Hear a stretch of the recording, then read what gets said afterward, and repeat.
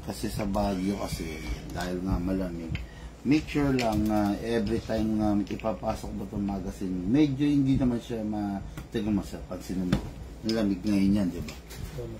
Kumbaga, pag ganyan siya kalamig sir, nababawasan talaga yung lakas ng airsoft natin. Kaya may style dyan, halimbawa, bago mo lalaro, ayan, pansinin mo ako, meron akong warmer. Oo. Kumbaga, pinapa-warm niya yung hangin bago ko ilagay dyan, sir. Kasi nga dahil aircon dito. Doon sa inyo, make sure na yun, bago mo gamitin, hawak-hawakan mo muna para mag-warm siya.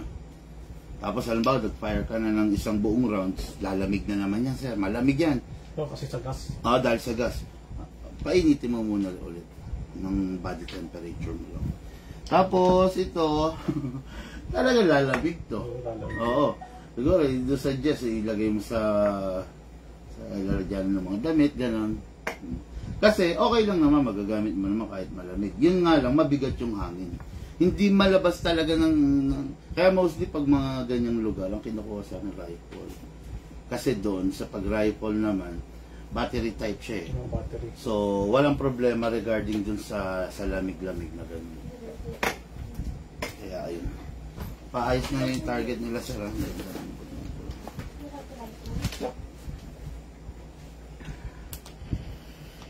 Okay, good day mga ka-airsoft. Good day mga kabigman. Ngayon kasama ko rito Sir Brando nanggaling, grabe ang layo, Baguio City. Talagang binaba tayo para sa airsoft. No? Ganyan naman yung mga airsoft player. Talagang no matter what, kahit saan ang layo, pupunta eh. Dahil para sa hobby, no? Okay, sir. Start ko na, sir, no? Bali ito kasi, sir, meron tayong tinatawag na proper maintenance dito. Pag susundin nyo lang naman po yun, wala po kayong magiging problema sa unit. Lalo na sa side mo, sir, medyo malayo ka sa akin, just in case na may trouble, ang layo ng natin, gap, ng distance. So, ang mangyayari niyan, puro tayo chat. Puro tayo video call. Kung sakasakali may trouble, ito troubleshoot mo, igagayad ka na lang namin through chat to through video call. Ngayon sir, meron tayong silicone oil. Number 1 na ginagamit to sir para hindi magka-leak yung unit. At the same time, yung wear and tear ng unit, ma-delay natin. Okay? So sir, press nyo yung valve. Pindutin. Kailangan nakapindot kayo, saka nyo siya i-sprayan. Pag kasi nakapindot ka sir, so yung valve naka-open, yung inilagay mo lang is, pansin mo sir, pumapasok. Pero pag hindi mo pinindot yan sir, nandyan lang yan, nakatambay lang dyan yan. Ngayon, pag tinaob mo yan, mabubuhos lang. Tapos dito rin sir. Okay. Tapos ito na. Sa unit sir, kasa. Ilak mo ito manually. Ito. Okay, then, isprayan nyo po dito. Importante pong magawa nyo yan sir para yung bakal hindi maubos. Hindi ganun kabilis ang pagkakapod-pod niya sir. Yan, okay na yan. Tapos dito sir sa nozzle, yung kulay itim na yan, napansin mo sir, medyo heavy yung pag-spray ko, madami. Pero pag ikaw na lang, follow up lang naman, sunod konti-konti lang. Ngayon lang marami kasi dahil bago. Tapos release, rest. Yun. Mga airsoft na John Wick Pit Viper, no? Ito yung 5.1 edition. Ito yung upgraded version na, no? Naka-repair type na yung hapa rubber niya. Tapos fixed barrel na rin siya. Tapos naka-compensator lahat. Wala nang firing pin, no? Ayan, no? Kumbaga wala na siyang dummy firing pin, no? Okay. Tapos isa pang kasarapan dito sa unit na to, napakatipid niya sa green gas. Hindi siya gano'ng kalakas.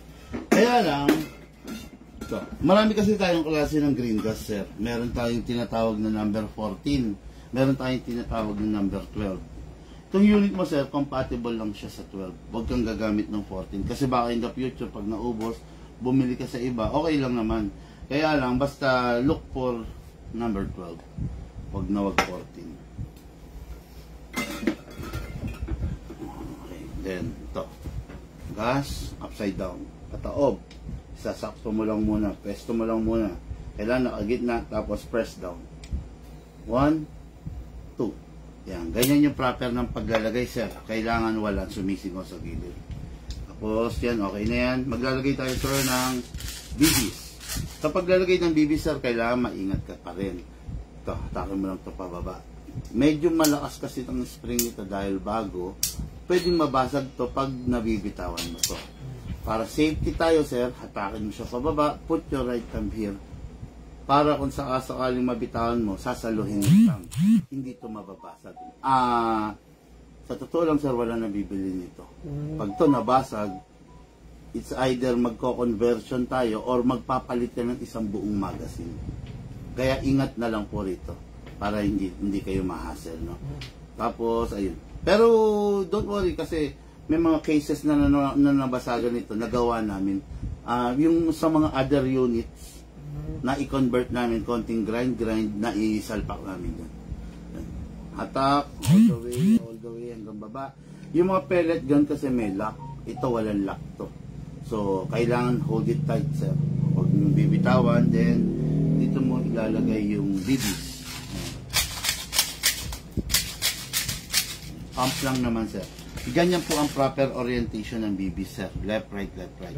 Maximum rounds na pwede 27, pero ang allowed lang, ang recommended is between 20 to 23 para yung spring natin, sir, hindi masira. Kasi pag laging yung spring nakapress, laging nakapipi, magiging mahina siya, sir. Okay. Ligas na, may BBs na ngayon, magpa-fire na sa ating ka-airsoft na pasok. Kapag papasok, sir, wag nyo itutulak lang kasi minsan hindi siya maglalak. Kapag papasok, kailangan malakas. Okay, merong tulak, may sadlak. Wag yung igaganon mo kasi yan, katulad niya, kala mo nakalak na pero hindi pa pala, sir. Pasok, wag naman masyado malakas, sakto lang din kasi ready to fire. Okay, sir, meron po siyang beaver tail na tinatawag. Ito kailangan to, mape-press mo pag while firing. Tapos may hammer din. Meron din siyang safe.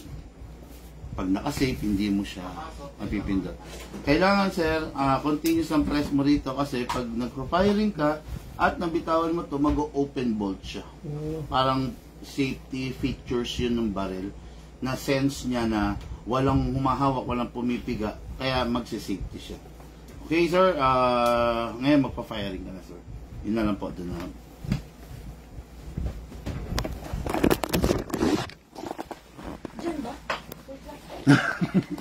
Nataranta si madam. Hindi naman po. Yes, sir, nakalak.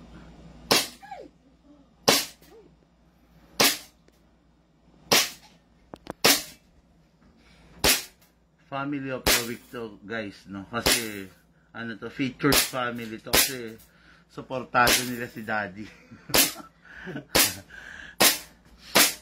Ba, may gusto ko shout out, madam? Hello, shout out here, Gown Collection. Ito ko ngayon. Saan to, sir? Santa Maria, Bulacan po. Santa Maria, Bulacan, punta lang ka dito at mag-binding kayo ng mga... Ano po yung shout out nyo? Ano yung business nyo, madam? Gems? Gown Collection. Gems Gown Collection. Bali sa mga gowns po. Okay. Visit din po kayo sa mga ikakasal dyan. Ayan. Nasaan po ang pwesto nyo? Sa Baguio po. Oh, hello to our subscriber, 1 million subscriber. Yung mga taga-Baguio dyan, Gems Gown Collection, no? Yung nangangailangan dyan ng mga gown. Basta pag ikakasal, mga okasyon, meron sila, madam. Okay, thank you.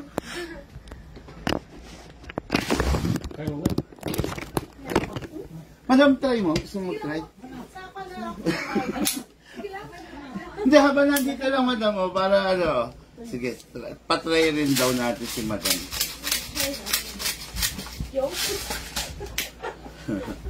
Dagdagan na natin, mukhang pati si ate gusto rin eh.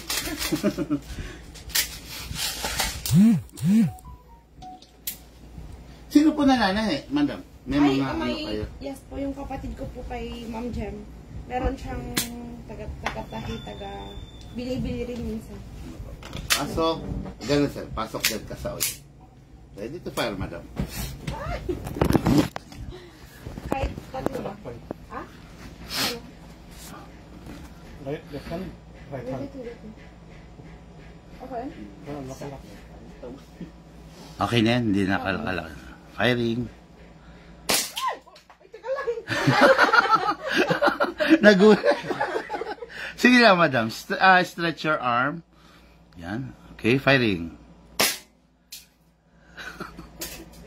Hindi naman mabalik sa yan, don't worry. Kasano ba kitaan? Di ba, si Sir ang bahala mag-guide sa'yo. Okay lang, ikaw naman. Tinatawanan ka ni Sir, oh. Sige. Tapos si Trey also. Yeah, si ate, try mo rin. Ang video mo. Yun. Ito, may future to. Doon ka sa kabilaan. Si ate. Oh, Lali. Doon ka sa kabilaan. Parang montage. Stop mo muna. Ulitin mo. Kasi pang pause yan eh. Sige. Ayun na.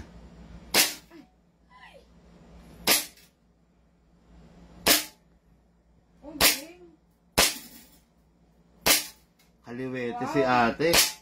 Galing. Galing.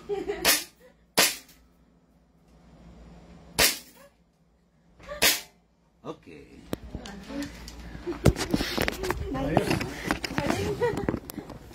Nakakatawa ito, family na to, no? Okay, ito, ayan. Pag nagganito na, sir, indication yan na wala na kasimbala, kaya nag-open bolt, no? Next thing to do, sir, release the magazine. Pansinin mo, sir, yung magazine. Yan yung sinasabi ko, ang lamig, di ba? Dahil yung activity ng hangin, masyadong mabilis, lumamig siyang ganyan. Kung magpa-fire ka ulit, pwede mong lagyan ulit yan. Pero sabi ko nga, medyo painitin mo muna. Pero may laman pa. Marami pa yan actually, sir, na hangin. Parang yung... Kasi ganito. Yung 3 seconds na lagay, ilang rounds yun? Dalawang sobra pa yun. Dalawa. Dalawang puno pa yun. Eh, habang nag-uusap kami ni Madam kanina regarding doon, may nakalimutan ko. So, mga nasa 5 seconds yata na ilagay ko dyan. Kaya maraming laman yan. Ibig ko lang sabihin, ganito, sir, based on our, kumbaga, testing dito, yung 3 seconds is good for 40 rounds. 40 rounds? 40 rounds. Kaya madami talagang putok yan. Matipid kasi sa gasto itong unit na to, sir. Ganito talaga to? Yes, sir. Normal po yan. Clearance po yan. Ito kasi ang silbi nito, sir, base pad. Parang bukod sa forma, siya yung magsisilbing guard dito sa magazine para yung mga valve hindi direct natatama kung malaglag. Pero sir, kung maiwasan mo malaglag, kasi syempre, para wag magkagasgas. Oh. Itong unit mo, ang sarap i-collect nito, ang sarap i-display. Tabi once in a while, gamitin ganun. Pero yun nga, hanggat maaari kung maiwasan mo magasgas siya. Para maikip yung presyo. Hindi magbago. Tapos, unit lifetime service warranty, tulad nga ng sabi ko, malayo kayo, talagang mayat maya yan, kung sakaling may problema, may trouble, may tanong kayo sa amin, i-chat nyo lang sa amin, sir, or call, gano'n. Tapos, basta pag may problema, i-guide namin kayo. Tapos, yun, lifetime service warranty, tawag lang, huwag papabuksan sa iba. Ngayon, ito, papaliwanag ko na ito, sir. Dalawang klase yung bala, sir. May .25 and may .20. Itong .25, medyo sensitive sa hangin to, sir. Kasi magaang nga siya. Pero malayo yung range na maaabot nito. Ngayon, kung mahangin naman ang paligid, use this. Kung napapansin mo na parang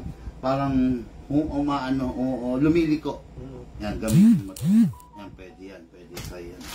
Tapos, yun lang naman, sir. Wala naman na po. Pag meron kayong tanong, basta tawag lang kayo sa amin. Okay, guys, na nakakabilib yung pamilya nila, Kuwela, no? Masasaya sila. Tapos, ayun, mamaya live tayo ng ating daily unboxing na para yung mga item natin for shipping. Okay, thank you po. Have a blessed day.